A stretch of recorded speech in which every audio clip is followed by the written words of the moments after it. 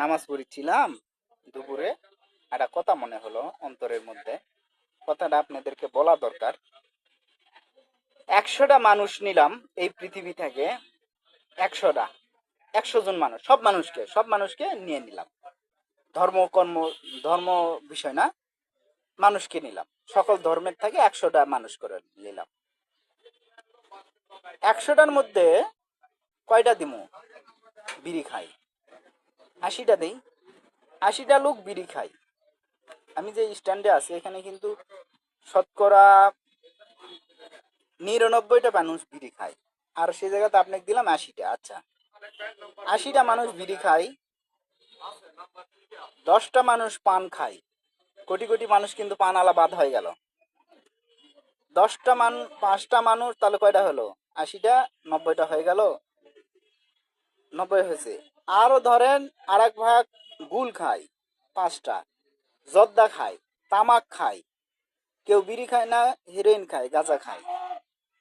কেউ না কেউ কোনো না কোনো জিনিস ধরে আছে, খায়। বাদ থাকলো কয়টা? একটা বা দুটা।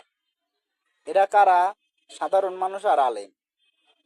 আলেমদের মধ্যে, সারা বাংলাদেশে আলেমদের মধ্যে যারা জানলেওয়ালা, বড় বড় কামেল ওলামা, আমার যেটা ধারণা, 100 জন আর 99 জন আলেম বলতে পারবে না। আবার কথা বলি, খুব ভয়ঙ্কর কথা এটা। 100 জন না আলেম মুফতি মুহাদ্দিসের 99টা আলেম মুফতি মুহাদ্দিস বলতে পারবে না যে আল্লাহ রাসূল সাল্লাল্লাহু আলাইহি সাল্লাম কিভাবে তাদের স্ত্রীদের সাথে প্রেম, ভালোবাসা, আন্তরিকতা, গাঢ় মহাব্বত, এশক তৈরি করেছেন। সেগুলেন কি পদ্ধতি, কি পদ্ধতিতে আল্লাহ রাসূল সাল্লাল্লাহু আলাইহি সাল্লাম তার স্ত্রীদেরকে প্রেমে আসক্ত করেছেন, ভালোবাসায় আবদ্ধ করেছেন। রাসূলকে এক পলক না দেখতে পেলে তারা অস্থির হয়ে যাইত।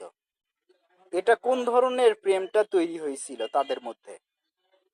আপনার মধ্যে কেন হয়নি? আপনি তো আলেম মুফতি।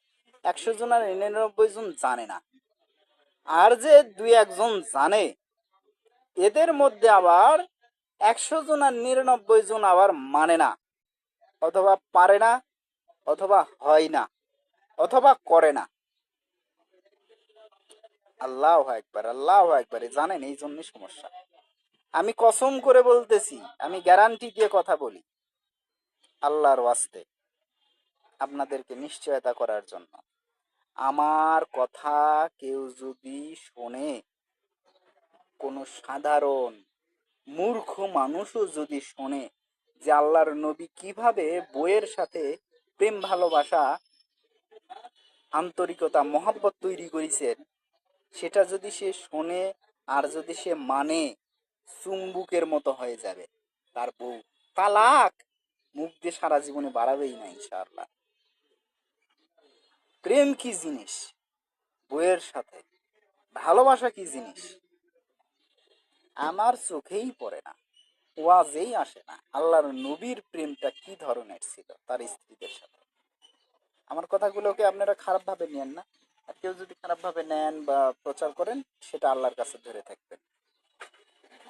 যেহেতু এটা খুব সেন্সিটিভ বিষয় কথা বলতেছি আল্লাহ রাসূলকে নিয়ে, এজন্য বলতেছি আল্লাহ রাসূল সাল্লাল্লাহু আলাইহি সাল্লাম কিভাবে স্ত্রীদের সাথে জীবন যাপন করেছেন। কি এমন ছিল যেটার কারণে তাকে না দেখলে তারা অস্থির হয়ে থাকতেন, উন্মুখ হয়ে থাকতেন। তার নবীর অসুখ হয়েছে, জ্বর আক্রান্ত হয়েছে, একজন স্ত্রী তো বলেই দিচ্ছেন যে ওই জ্বরটা যদি নবীর না হয়ে ওই বউটার হইতো, তার হইতো। আল্লাহ কিভাবে চাইতে পারে? আল্লাহ, তার না হয় যদি আমার হইতো।